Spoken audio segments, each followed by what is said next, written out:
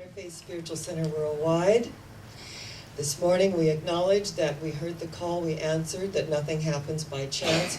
We have a divine appointment to be here, and for our viewing audience, we know that you tuned in because of your divine appointment. And as we gather, it's been, such an amazing month on so many levels. And the theme has been free to be. And we looked at the freedom to express and the freedom of surrender. And this morning we're going to talk about free to let go. Free to let go and let God do what God does best by means of each and every one of us who heard the call and answered. Now, the freedom and letting go is one of the most important precepts that we can do. All great religions have some aspect of letting go, because letting go is a form of trust.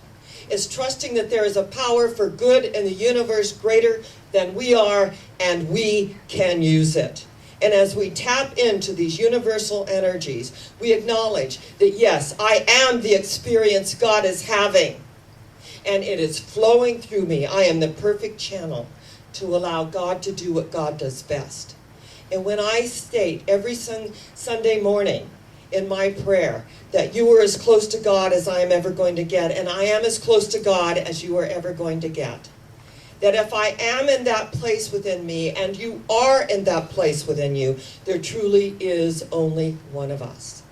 So letting go, the very fifth step of a spiritual mind treatment, is release. Releasing it to a higher power. Releasing it to the energy of God, whatever we conceive our God to be. To know that as I let go and I realize that the words that I have spoken are accepted and received.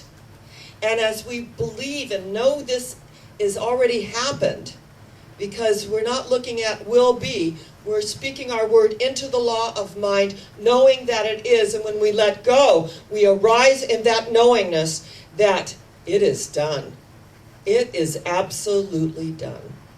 Jesus, who became the Christ, said, "Not my will, but thine be done." We all have our Gethsemane experiences where we are in the garden and we say, "Let this cup pass from me." Not my will, but thine be done. That we approach life with this knowingness that that one does go before us and prepare the way as we become a lamp unto our own feet, drawing others into our light and our energy. We are beings of light and energy. Energy is neither destroyed nor created, it merely changes form. So if there is one life, and that life is God's life, and that life is our life now, and that we tap into this universal source of energy, that it flows through us, the more we get the ego out of the way, the more that we don't need to control it.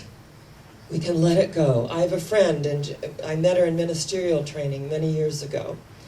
And her name was Nan Shelley, and she said, everything I ever let go of, I left claw marks. It was hard. It's hard to let go and to realize that there is a power for good in the universe greater than I am, and that it flows through me. That to let go and let God is to realize that there is a higher power that is within us and everywhere present that we can turn to. I think that's a great comfort in our way of life, that I don't have to do it all. And how many times have we said, oh, if I'm going to get anything done, I got to do it. I mean, and you always set that up for yourself. And you get to be let down. And you're not surprised, because this is just always the way it is. Until we make a shift and realize that this power in the universe, which is greater than we are, and the more we surrender to it, it uses us. And I found something so powerful that I want to share with you. And it's called letting go. And it's so beautiful. And it says to let go does not mean to stop caring. How many of us have felt that? If I really let go, then I stop caring. I don't have the same energy. It means, to let go does not mean to stop caring. It means I can't do it for someone else. To let go is not to cut myself off. It's the realization I can't control another. To let go is not to enable, but to allow learning from natural consequences. To let go is to admit powerlessness, which means the outcome is not in my hands, it's in God's hands. How many doctors have said, we've done all we can do. It's in God's hands now. We have all heard that. To let go is not to try to change or blame another, is to make the most of myself. To let go is not to care for, but to care about. To let go is not to fix, but to be supported. To let go is not to judge, but to allow another to be a human being. To let go is not to be in the middle arranging all the outcomes, but to allow others to affect their own destinies. To let go is not to be protective, it's to permit another to face reality. To let go is not to deny, but to accept. To let go is not to nag, scold, or argue, which might be news for some of us, right? It is, instead, to search out my own shortcomings and correct them. To let go is not to adjust everything to my desires, but to take each day as it comes and cherish myself in it. To let go is not to criticize or regulate anybody, but to try to become what I dream I can be. To let go is not to regret the past, but to grow and live here and now. To let go is to fear less and love more. The time in life is short, because as children bring their broken toys with tears for us to mend, I brought my broken dreams to God because he was my friend. But then instead of leaving him in peace to work alone, I hung around and tried to help with ways that were my own. At last I snatched them back and cried, "How can you be so slow?" "My child," he said, "what could I do? You never did let go." When we learn to let go, and this is an art, I feel that it is truly an art. For me, when I know that I have done everything that I can do, there's nothing more but to let it go. It is an act of trust. And when things occur and we kind of want to react, and we kind of take it within and we go within to the secret place of the Most High, that is within us, and we begin to meditate on it. And I had, something that happened on Facebook. Someone did not agree with something I posted. And he didn't really say it, in so many words on Facebook, but he had a guy without a shirt and a shotgun over his shoulder. And he said that the post was, "I hope we are never too old to love and learn." And what I had posted and what I had shared in my message last week is that one of the greatest things that I have ever learned is not to force this teaching on anyone. When the student is ready, the teacher appears. Because when I was first a minister, I was a zealot. I was telling everyone how your life will work, and look at your life now and what you're doing and all of this. But you can use these principles, and these will help you. These will support you. Your life can be greater than you ever thought it could be. Now, these people did not want to change. That was news for me. Not everyone wants to learn and grow. It was a huge aha moment for me. And that I was alienating more than I was bringing in. So, I had posted this, and so he took it as that, I guess I was unwilling to teach, but when the student is ready, the teacher appears. So then he started calling our phone at the center and leaving outrageous messages that what I said wasn't about Jesus, it wasn't even Ernest Holmes, that you're a disgrace, and went on and on and on. So, this is rather disturbing. And then he went on the email, our center email, and started sending some, not very nice emails. So I thought, and then he said he knew me from yoga, from Palm Desert, and had done yoga with me, and he's been here at the Camelot many times, and I thought, well, honey, you weren't listening, right? You weren't listening.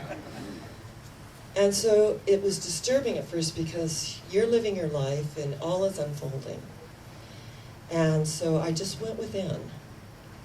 And I sent obviously there's some disturbance here. And I went within, and I sent love and compassion. Because people don't do things to you, they do things for themselves. And as I went within and really meditated, I know that on some level, people want to be loved. Remember the Course in Miracles, that every loving thought is true and everything else is a call for healing or help, regardless of the form it takes. So I went within and just began to send love and send myself love. And I noticed that I was saying, oh, it didn't bother me.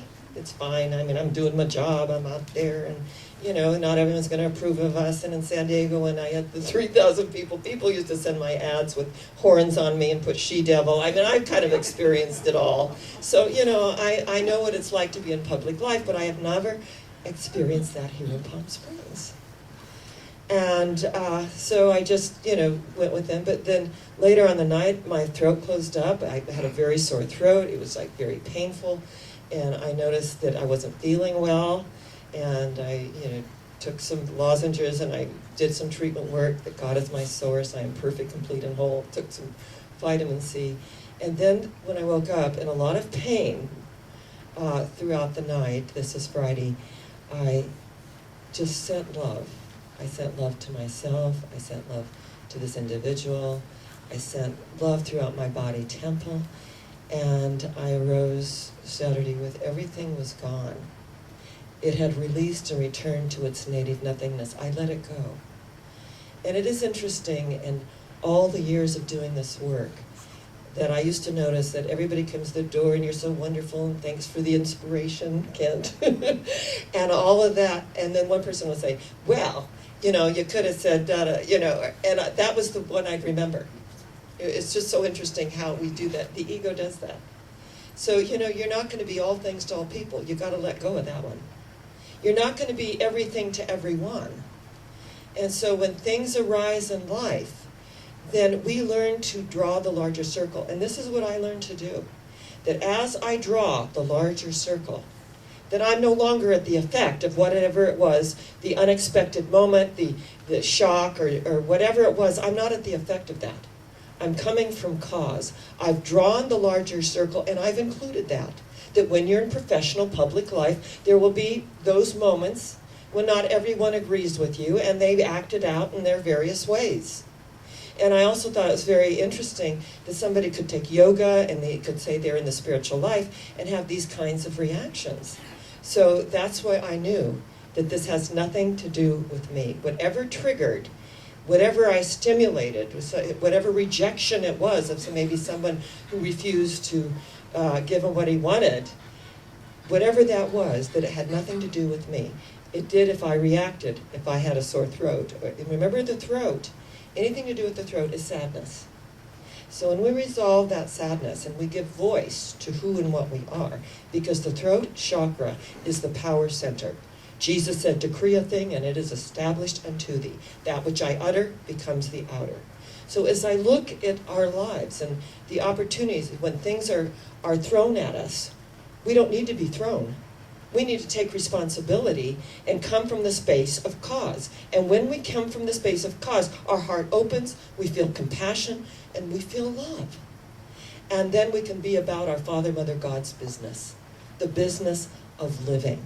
And when we get that at a deep level, the letting go process, whatever it is that we need to let go of, in the martial arts, when they are in an adversarial position and they have their worthy opponent, if one of the players moves and no longer pushes the energy, it sets their worthy opponent off guard and they lose their balance. So when we give way, whatever is going on with us, the universe supports us, and we create a space to receive our good, pressed down, shaken together, and flowing over. And I have had experiences in my life that I've just totally, for the moment, thrown me. And that as I go within and I see what it's about for me, then it all unfolds miraculously. Before I came to Palm Springs, I was in San Diego for several years, 20 years, and then I was called to another ministry, and it was my mentor's ministry. It was a beautiful, beautiful, beautiful church. It was on 10 acres that had a little motel. It was just a gorgeous place, and she was my mentor, and I just so absolutely loved her. And their board came down to San Diego to hear me speak, and then they approached me after the service and said, would you be interested in coming and taking over this ministry? And I heard that the ministry had gone down to like 20 people. I couldn't believe it because the church was amazing. It seated almost 1,000 people. And it was absolutely gorgeous. And it had a children's school of 356 children in which I would be doing the morning meditation and the morning spiritual lesson. So I had to really meditate on this. And when I decided this is what I want to do, and I went there, there was so much upheaval that my mentor wasn't even allowed on grounds because they thought she was a busybody. In other words, she was concerned on where things were going. And so, I waived that. I had my people from San Diego. The place was in such disarray. I had all my people from San Diego come, and they were fixing it up, and it was beautiful, and I thought it was just great. But what they were taking it as is I was shaming them, and that they had let it go to such disarray that I have to call in my forces from San Diego to go, clean up the mess. And I'm just like in my own little bubble. I'm thinking everything's wonderful, it's getting beautified. And then they had 5 assistant ministers that were women who were really upset that they went someplace else to bring in this stranger. And, interestingly enough, the unfoldment of this experience, I went away, I came back, and they said, we've been meditating, and we decided that, your contract says this, but you had and I had all the assistant ministers speak so that they would feel a part of it, that we could do it for so much less. Now, when I went in, there was like 25 people. In a year's time, we had almost 1,000 people showing up. And they were saying, oh, there's blacks here now, and gays, and there's this and that. And I was like blown away that this could be a metaphysical experience. So they asked me to leave. They hired 5 armed guards to escort me out. They felt really bad because they said, oh, you're a really nice lady, but they paid us to do this, but you seem really, really nice. And I said, boys, just let it go, because this is the beginning of a new destiny for me. And had that experience not happened, I wouldn't be standing before you today. Because Terry called and she was leaving, and it was interesting. We went across the street, we started a ministry at the hotel, everyone followed me. We went over there, here's this empty church, and that's why we're not into churchianity, we are into spirituality. And when we have our facility, believe me, it is a spiritual center that welcomes everyone beyond color, race, creed, or sexual orientation.